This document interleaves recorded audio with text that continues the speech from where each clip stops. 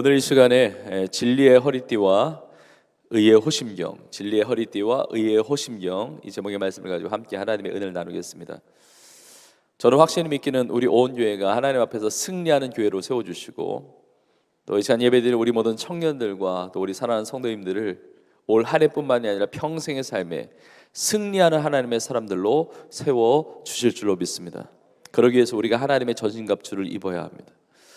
하나님께서 하나님의 전신갑주를 말씀하시는데, 사실 이 전신갑주에 많은 장비와 또 많은 그런 무기들이 있죠. 그러나 가장 먼저 나누는 그런 내용이 오늘 본문의 말씀입니다.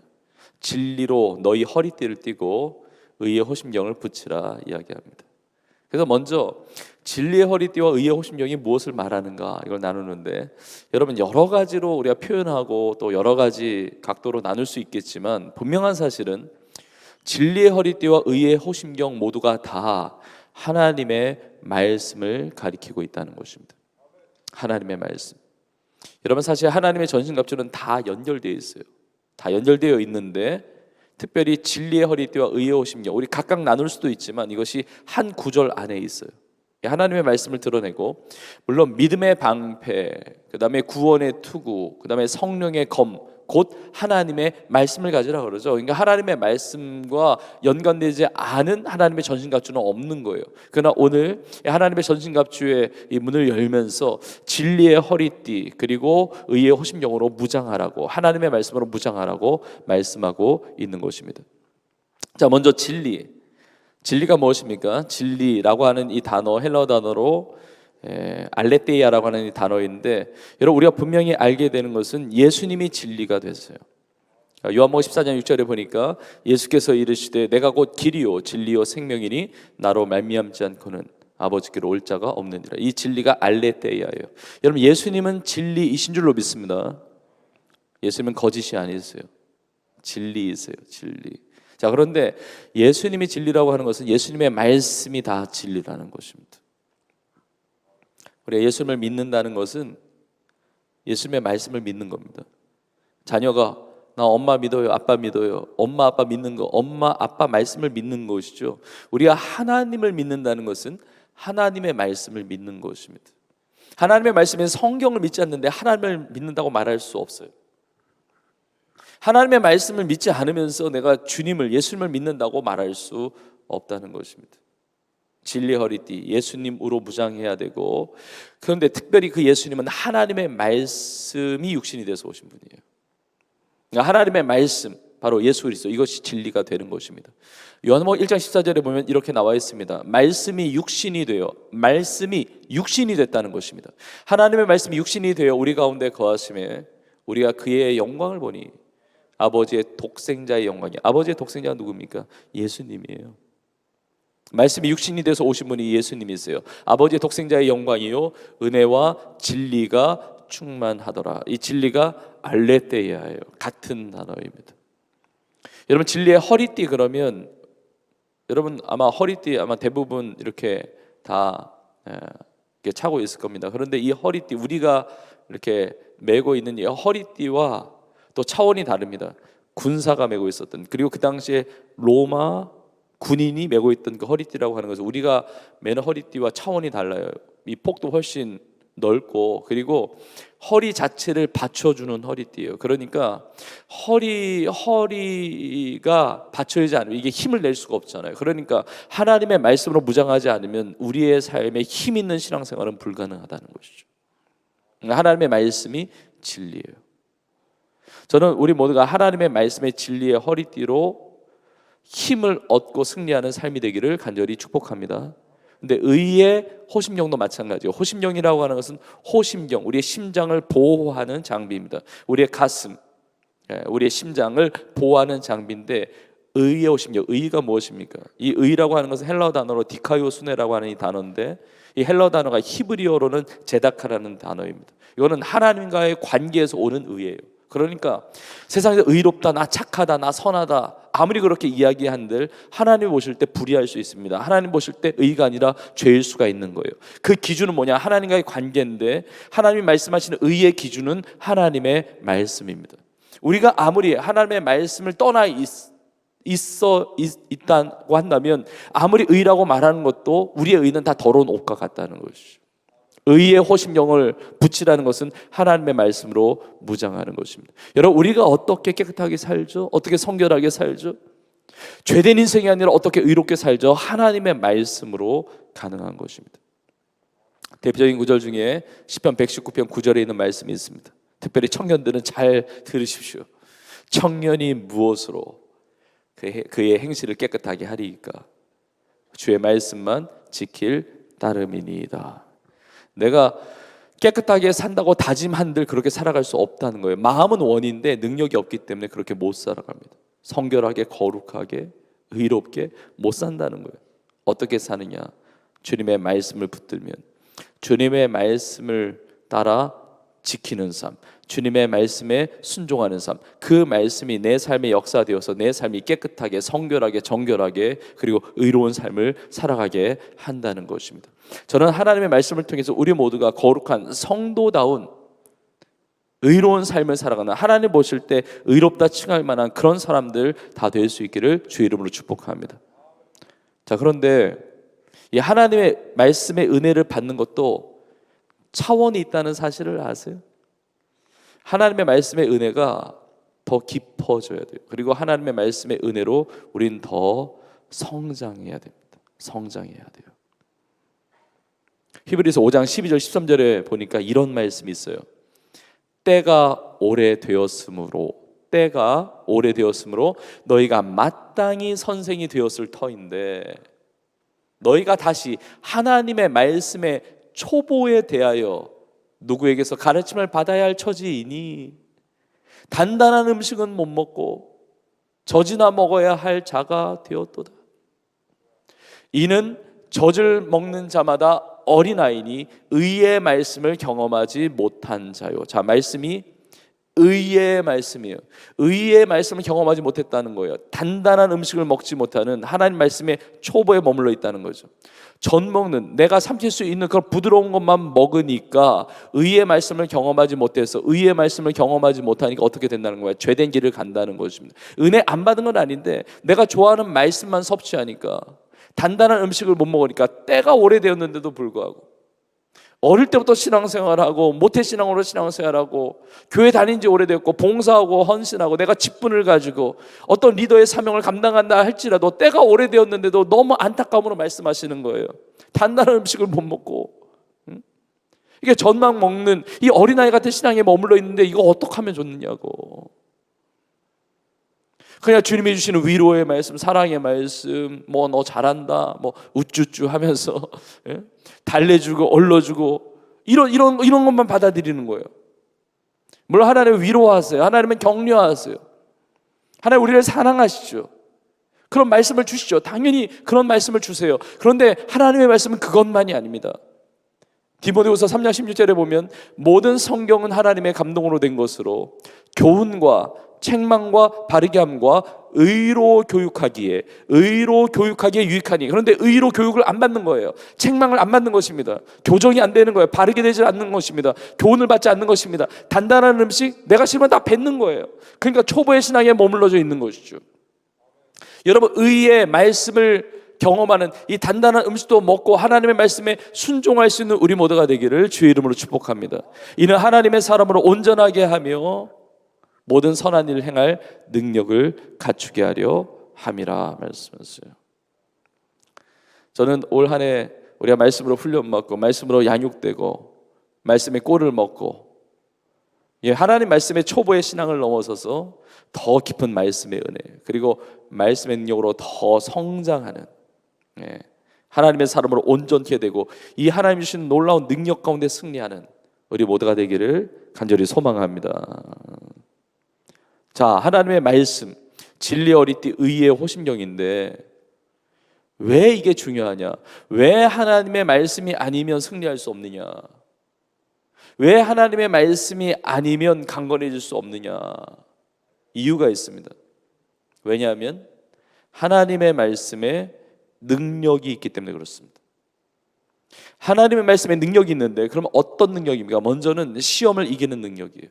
사단 마귀의 간계를 간파하고 사단 마귀의 유혹과 시험을 이기는 능력이 하나님 말씀에 있는 것입니다.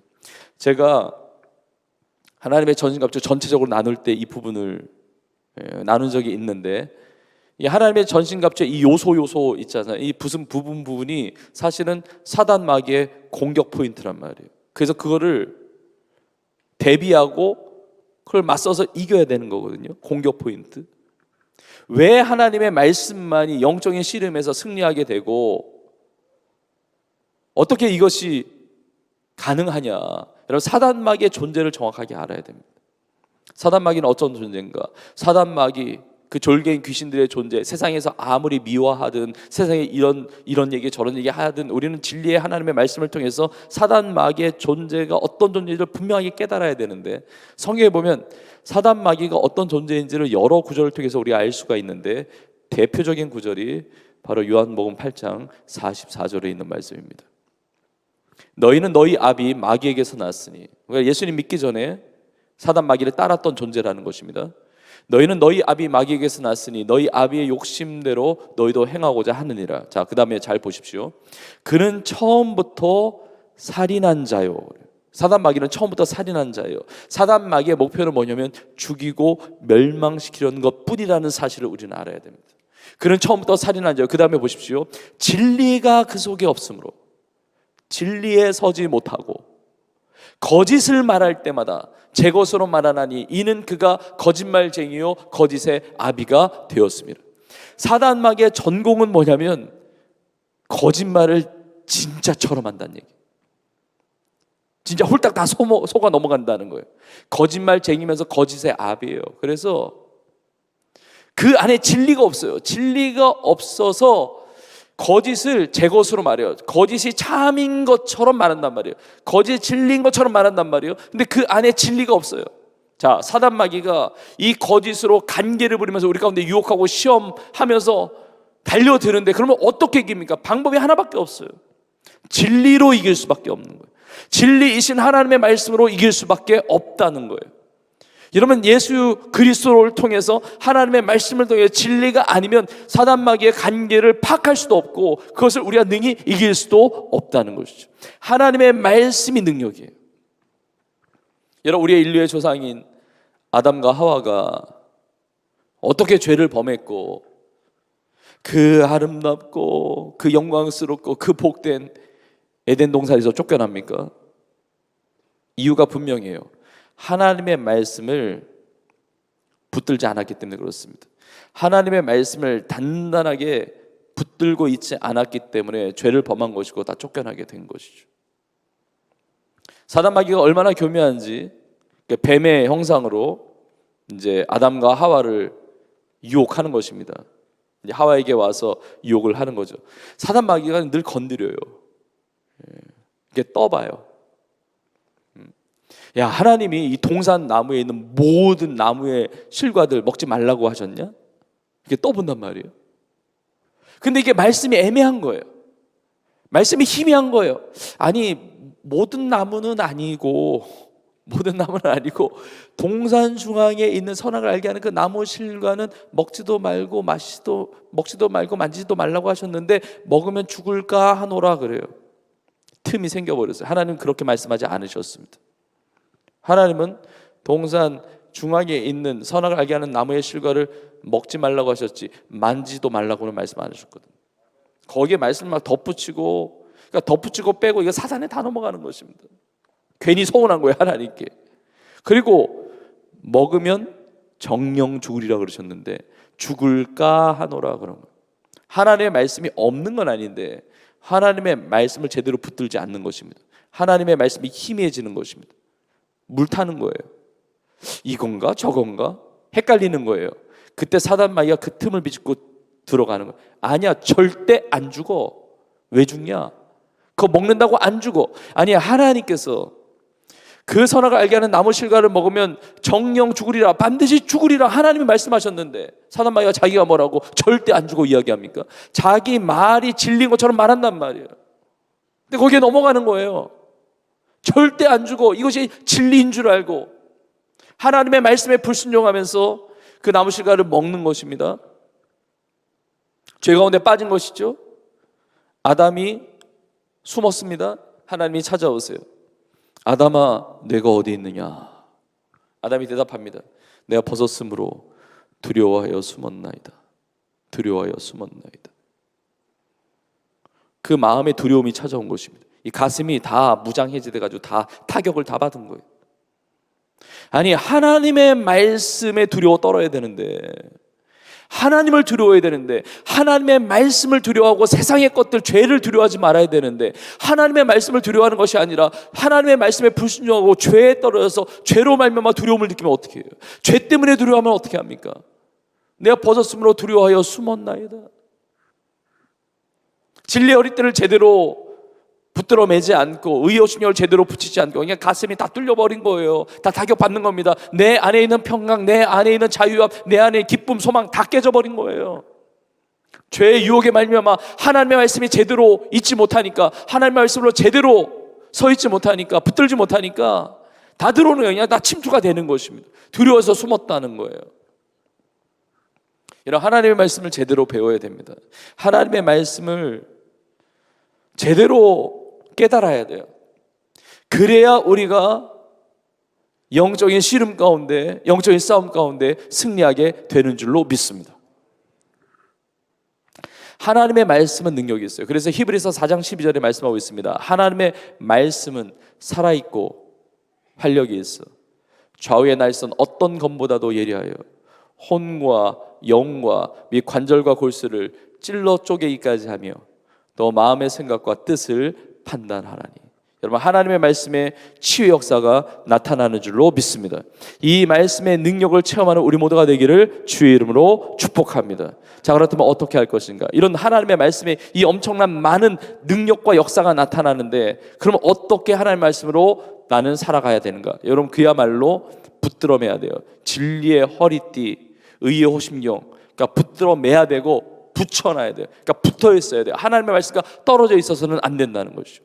하나님의 말씀과 붙어 있어야 되고, 하나님의 말씀을 내 심령 속에 아멘으로 받고, 그리고 심겨야 돼요. 하나님의 말씀을 묵상해야 됩니다. 하나님의 말씀을 붙들고 하나님의 말씀을 지켜 행하는 순종의 삶을 살아가야 됩니다. 그때 하나님의 말씀의 역사가 나타나는 거예요.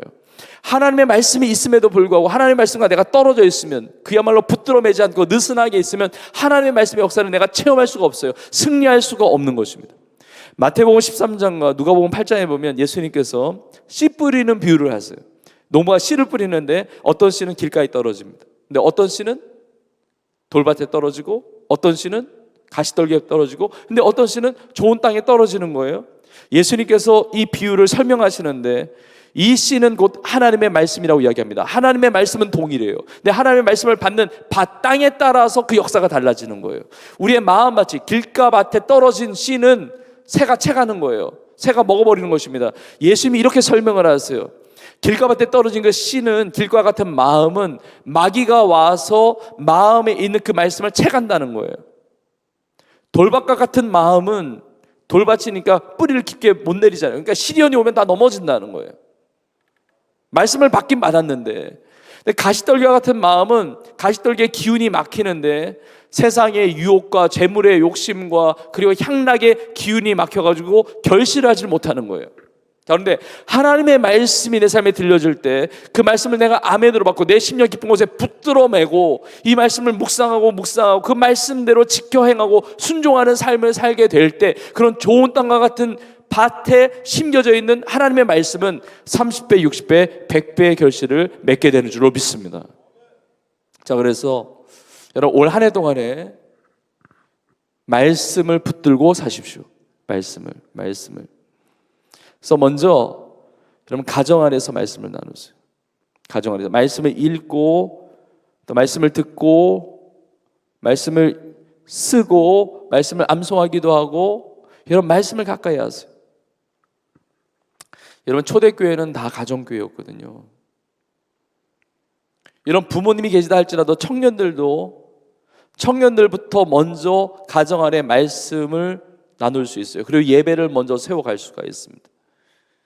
여러분, 초대교회의 시작이 된 예루살렘 교회, 마가 요한의 어머니 마리아의 집이었습니다.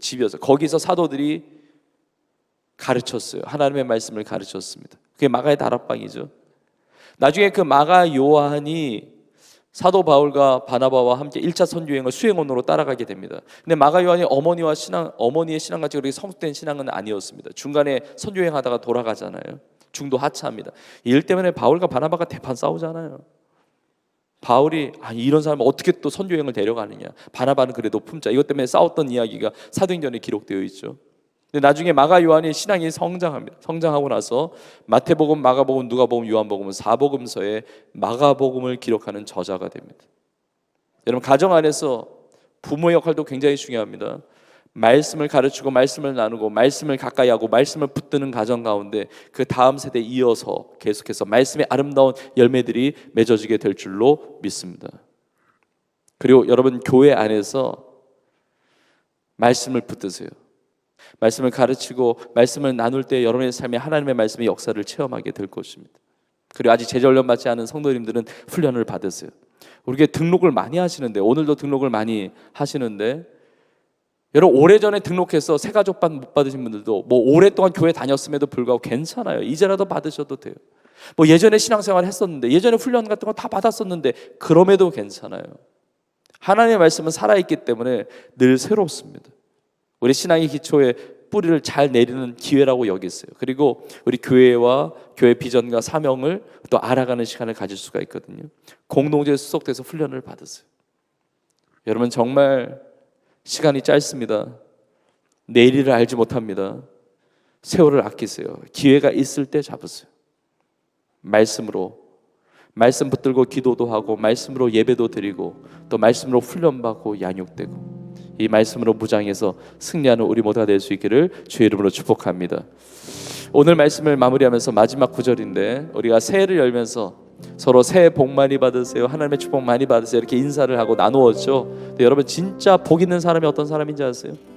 시편 1편 1절과 2절에 이렇게 나와 있습니다. 복 있는 사람은 악인들의 꾀를 따르지 아니하며. 자, 악인들의 꾀를 따르지 않기 위해서는 진리로 무장해야 됩니다. 악인들의 꾀를 따르지 아니하며 죄인들의 길에 서지 아니하며 오만한 자들의 자리에 앉지 아니하고. 네, 보십시오. 오직 여호와의 율법을 즐거워하여. 여호와의 율법은 하나님의 말씀을 대표적으로 나누는 것입니다. 하나님의 말씀, 여호와의 율법을 즐거워하여 그의 율법을 주야로 묵상하는도다. 이러한 자에게, 하나님의 말씀으로 무장한 자에게 하나님 주시는 축복이 있는데, 그 다음 구절 3절인데, 우리 3절 마지막 구절인데 우리 같이 읽겠습니다. 시작. 그는 시냇가에 심은 나무가 철을 따라 열매를 맺으며 그 잎사귀가 마르지 아니함 같으니 그가 하는 모든 일이 다 형통하리로다. 아멘. 그가 하는 모든 일이 다 형통하리로다. 그가 하는 모든 일이 다 형통하리로다. 할렐루야. 하나님의 말씀으로 무장해서 시냇가에 심은 나무, 시절을 따라 철을 따라 열매를 맺고 그 잎사귀 마르지 아니함 같이 여러분 한 모든 일들이 형통한 한 해, 하나님의 말씀으로 무장해서 영적인 유혹과 시험을 다 이기고 승리하는, 하나님의 말씀으로 진리의 허리띠, 의의 호심경으로 무장해서 하나님 앞에 큰 영광을 올려드리는 승리자로 쓰임받는 우리 온 교회와 여러분의 삶이 될 수 있기를, 우리 모두가 될 수 있기를 주님의 이름으로 축원합니다.